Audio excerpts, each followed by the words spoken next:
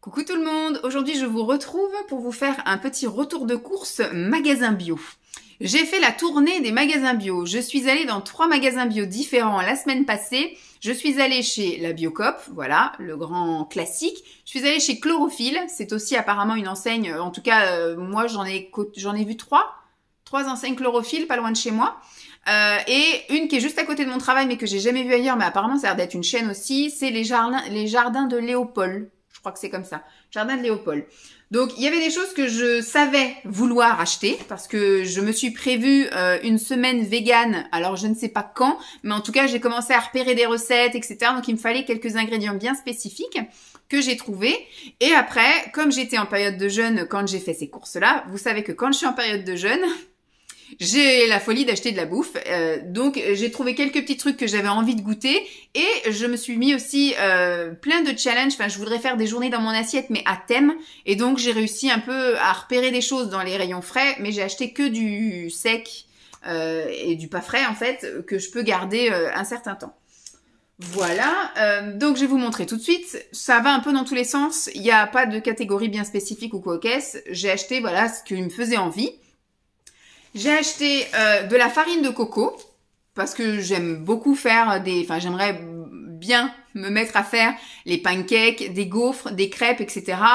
Avec des farines un petit peu plus sympathiques et puis diversifiées parce que c'est vrai que maintenant je fais beaucoup petit épeautre, orge mondée, et farine complète bien évidemment, mais voilà, je voudrais un petit peu égayer, donc j'ai fait l'autre fois avec de la farine de châtaigne. Bon là du coup il y a de la farine de coco, j'ai de la farine de patate douce aussi, voilà, juste pour un peu à chaque fois que je fais des crêpes changer un petit peu une des farines, parce que je vais toujours mélanger plusieurs farines parce qu'il y en a qui vont prendre plus que d'autres.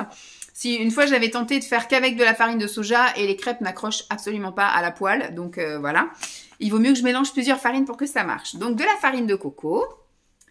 Ça, c'est quelque chose que je voulais acheter parce que dans ma semaine végane, j'avais vu plusieurs recettes avec ça, avec de la farine maltée pour faire le semblant de goût fromager, en fait. Quand je ferais, par exemple, du tofu brouillé, je tenterai de faire ça. Je ferai aussi une sauce fromagère. Enfin, j'ai vu plusieurs petits trucs. Quand on fera la semaine végane, il y a pas mal de recettes qui demandent de la levure maltée. Donc, ça sera l'occasion de goûter.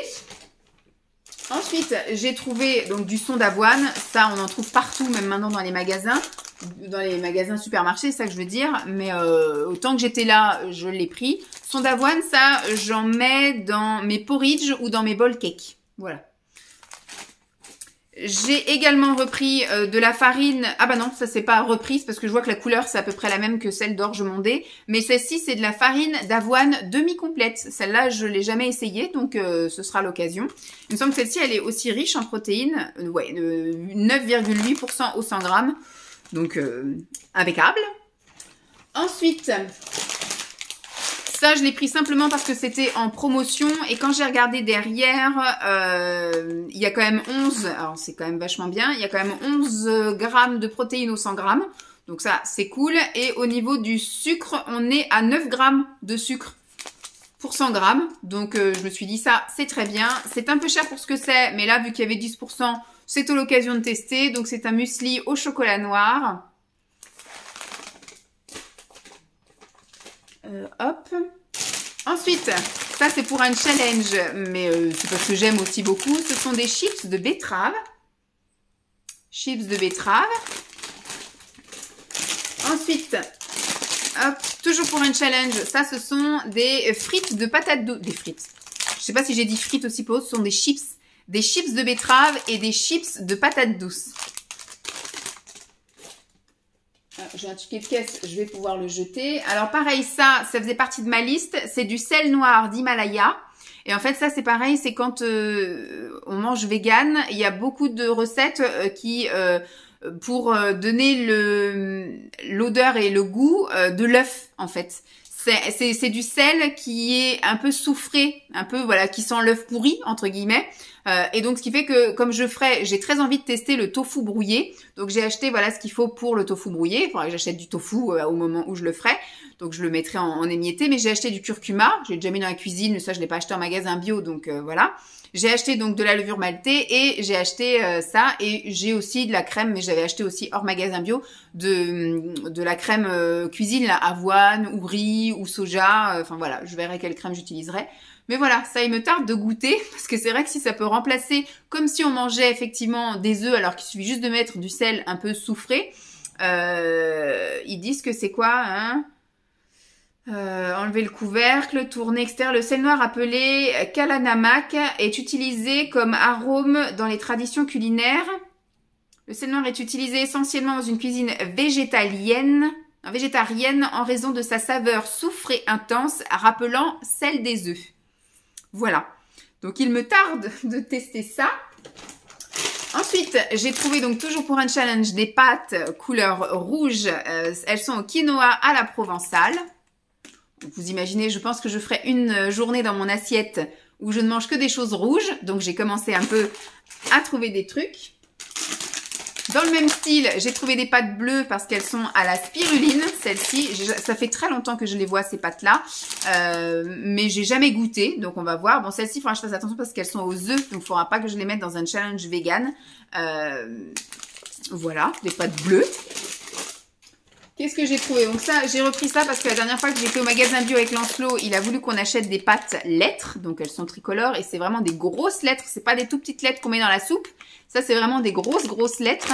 Et il a kiffé manger ça. Donc on avait mangé ça directement le soir quand on les avait achetés. Il me reste un fond de paquet. Donc je me dis, allez hop, je rachète un coup comme ça. Un jour, je lui ferai plaisir. On refera des pâtes lettres. Ensuite, je me suis pris du fromage.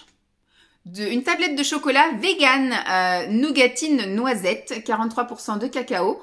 Donc ça c'est pareil, hein, vous imaginez que ça fera partie de mon challenge, semaine vegan.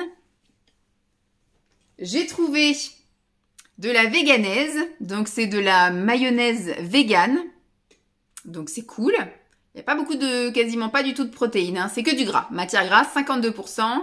Mais sinon il n'y a pas de sucre, 1,6% de sucre. Il n'y a vraiment pas grand-chose, que du gras. C'est que du gras, ça. Alors, au niveau, ils disent que c'est à base d'huile de tournesol, d'eau de moutarde, de graines de moutarde. Il y a un peu de farine de riz et de vinaigre de cidre. Il y a un tout petit peu de sucre de canne et un petit peu de sel et du jus de citron. Voilà. On goûtera ça. Ensuite... Alors, toujours dans un challenge, une journée, une couleur, j'ai trouvé donc des pois chiches noirs. Des pois chiches noirs Daisy, variété ancienne, donc on verra bien. Mais voilà, du noir. Ensuite, ça, juste pour le fun, je pense que j'emmènerai ça chez mes parents pour manger ça en apéritif. J'ai trouvé des perles d'épeautre, ail, oignon. Voilà, ça peut être... Alors, c'était dans le rayon des croûtons. C'était une alternative aux croûtons, mais je me dis, ça peut être sympa aussi à l'apéritif. Donc, je goûterai ça à l'apéritif et sans doute, on se fera aussi une soirée soupe chez mes parents. Parce que je leur ai fait acheter une machine à soupe l'année dernière. Parce que quand je leur ai dit, je fais une soupe, ma mère, elle avait juste un blender. J'ai dit, bah donc, il faut que je me fasse chier à faire cuire dans une cocotte et après transvaser. J'ai dit, mais t'as pas un mixeur plongeur à la limite? Elle me dit, ah bah non, il marche plus. Alors j'ai dû me faire chier, j'en avais foutu au why partout dans la cuisine, à mettre le contenu de la cocotte avec les légumes cuits dans le blender. Après j'ai dit voilà la vaisselle qu'on fait quoi. J'ai dit il aurait fallu que t'aies un... Et donc ils ont investi dans une machine à soupe, comme ça au moins hop tu mets tout, tu programmes, t'as pas à surveiller, ça cuit, ça broie, ça mixe tout et après c'est bon. Donc je me dis j'essaierai aussi peut-être d'en mettre dans de la soupe, ça peut être... à la base c'est fait pour, mais bon. J'ai trouvé pour ma semaine vegan des petits gâteaux du Moulin du Pivert. Voilà, ce sont des biscuits vegan, les deux. Donc j'en ai pris un fourré chocolat. J'essaierai de cuisiner un maximum, mais j'ai envie de goûter aussi des choses qu'on trouve tout fait. J'essaierai de faire, je vais faire je pense des gaufres, des pancakes, des crêpes. Porridge, alors bowl cake pas parce que je sais pas trop comment figer le truc, mais voilà j'essaierai de faire des choses pas mal, de faire des petits gâteaux, des trucs comme maison, mais je voudrais aussi goûter des choses que les gens, parce que je veux dire un vegan certes il cuisine plus que les autres, mais il doit y avoir aussi des véganes pressés, donc voilà je voudrais aussi tester des choses véganes qu'on peut trouver facilement dans le commerce.